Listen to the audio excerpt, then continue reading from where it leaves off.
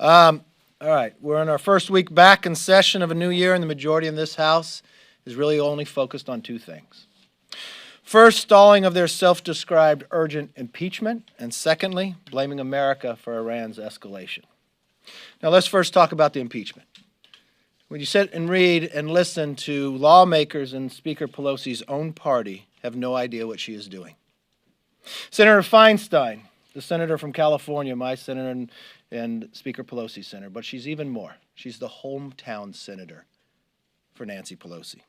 She said, the longer it goes on, the less urgent it becomes. So if it's serious and urgent, send them over. If it is not, don't send it over. Chairman Adam Smith, Speaker Pelosi's own chairman on armed services, at 9:35 this morning, he said, it is time for Speaker Pelosi to send the articles of impeachment to the Senate. I understand what the Speaker is trying to do, but at the end of the day, just like we control it in the House, Mitch McConnell controls it in the Senate. Or Congressman Jamie Raskin, a member of the House Judiciary, but also the member who was selected to represent impeachment inside the Rules Committee. He said, there can't be an indefinite delay. Obviously, there's a constitutional and political clock ticking at this point. We are eager to see that things move forward. But I just listened to Speaker Pelosi say she wasn't moving them yet. I'm not sure if she's just embarrassed of the work that's being done or if she lied to us about being urgent. On Iran, yesterday the president confirmed he was focused on de-escalation and defending the American people. Instead of working with the administration to make America stronger, Democrats are working against us to make us weaker. Make no mistake, today's war powers resolution cannot become law. By definition, it will never be sent to the president, and it will never limit his constitutional authority to defend the American people. It is a concurrent resolution. This is the type of resolution that we invite the soapbox derby to the Capitol. This is a meaningless vote that only sends the wrong message that the House Democrats would rather stand with the socialist base than stand against Iran. Now, I listened to Speaker Pelosi in a question that Chad asked her about the concurrent resolution. And I want to clear up because I believe most of that was fake news. Contrary to what the Speaker said, the resolution before the House is non-binding. It does not have the force of law. The Supreme Court found that in Chanda case, the concurrent resolutions are unconstitutional as a means to limit the executive branch. For someone that I hear and claim so deeply about the Constitution, I think our Speaker needs to brush up actually on her facts. Let's open it up for questions. Yes, sir. Mr. Leader, the Speaker continued to say today that she needs to see more from Senator McConnell on what the trial will look like before she sends the articles. Why is that an unreasonable request? Why shouldn't Leader McConnell just come out and show what the rules of this proceeding are before she sends the articles? Did she say that with a straight face? You sat through this impeachment. You watched the Speaker of the House deny any rules going forward in the House. You watched the Speaker of the House change every history we have when it comes to impeachment. We had a history about how we dealt with Clinton and how we dealt with Nixon in a fair process. She changed all that so it could not become fair. She took it out of the judiciary and put it into the Intel Committee, where they couldn't focus on other things that are going around the world, only focus on impeachment. She denied the own members the ability to ask questions, and only for the first 45 minutes that the chair and someone not even elected to Congress had the power to ask questions. She denied the minority to be able to have witnesses. She denied the accused, the president, to even have legal counsel. And she has the gall to say she wants to determine what happens in the Senate? Maybe she's more concerned that her case is so weak. I've listened to Mitch McConnell, who, you know what, stays with the fair process that President Clinton had. He said he would move forward with that. The Speaker does not have the power to continue to hold. This is something that is passed in the House and has constitutionally has to move to the Senate. She told us it was urgent, is why we had to move so quickly. And now she thinks she has the power of the Senate?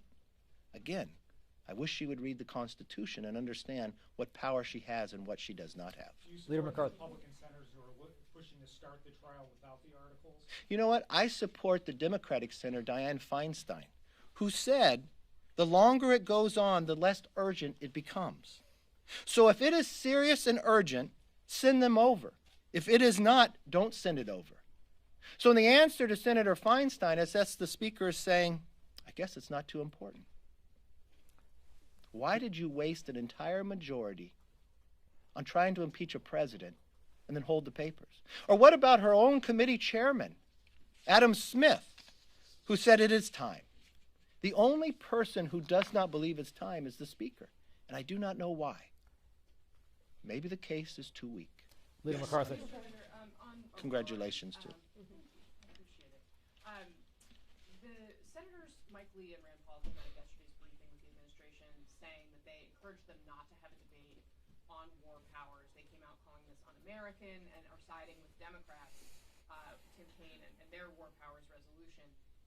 Do you think it's a debate worth having around war powers? Why would you say this debate wouldn't be worth having? Well, first of all, they're lying to the American public by a concurrent resolution. It has no power. It has no power whatsoever. It's equivalent to when we invite the soapbox derby to the Capitol Hill. So the Speaker just stood before you and either does not know the meaning of the Constitution or she lied to you. I'm not sure which one it is. The idea that they want to curb the ability of the president to react when more than 600 Americans have been killed, when our embassy has been attacked, when an American was killed and that was a red line. When did you ever? Restricted from debating this? No, we can gladly debate it. I'd love to debate it. But the idea of the timing and what does it send to the rest of the world? I never thought there would be a moment in time that the Speaker of the House of Representatives would actually be defending Soleimani. The idea of this individual in this moment in time. That they would be defending Iran, that somehow they did not escalate this. When a president stood before the world and the country yesterday about de-escalating, what do you say to all the Gold Star families? Did you listen to what the Speaker just said? Soleimani was a bad person, but. There is no but.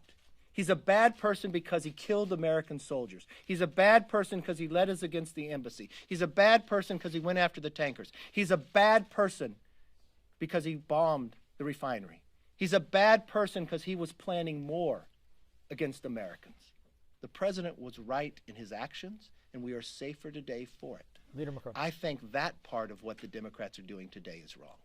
And in the current information that I just heard coming out about the airliner and not supplying the black box, I think the Democrats should pause and have the information, if it was what is being said is true right now, of why that airliner went down. Why would you defend Iran and not protect America? Leader McCarthy, thank you. Is there risk for Republicans if the Senate, regardless of what rules they operate under for a Senate trial, taking care of this too quickly, being perceived as moving too expeditiously once it does get over there, that's danger for Republicans because it looks as though Republicans writ large are going overboard to defend the president?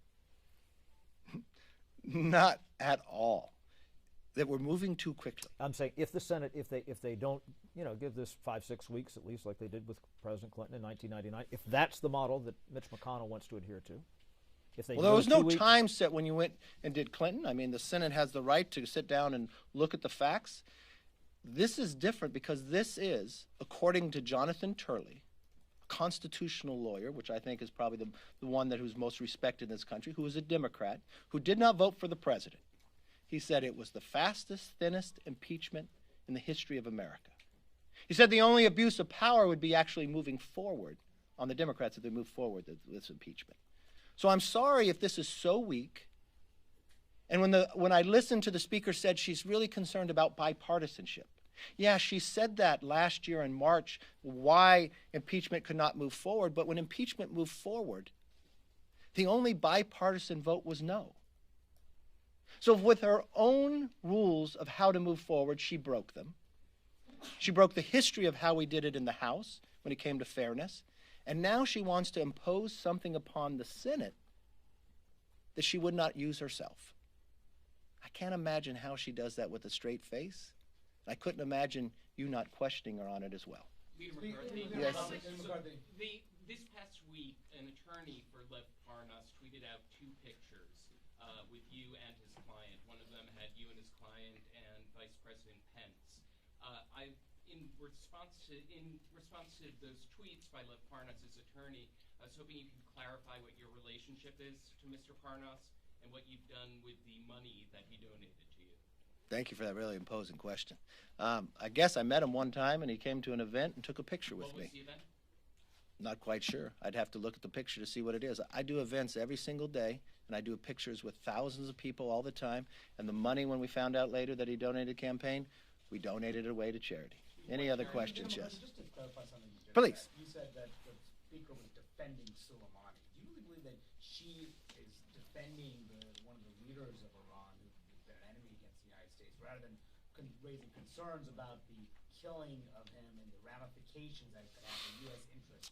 I sit in Gang of Eight meetings, and I sat in the classified meeting. It was justified, and anybody who sat in there knows it. Anytime I hear a Democrat talk about him and say he was bad, but then use the word but, yes, I question it. There is no but when it comes to Soleimani. He was bad because, not but.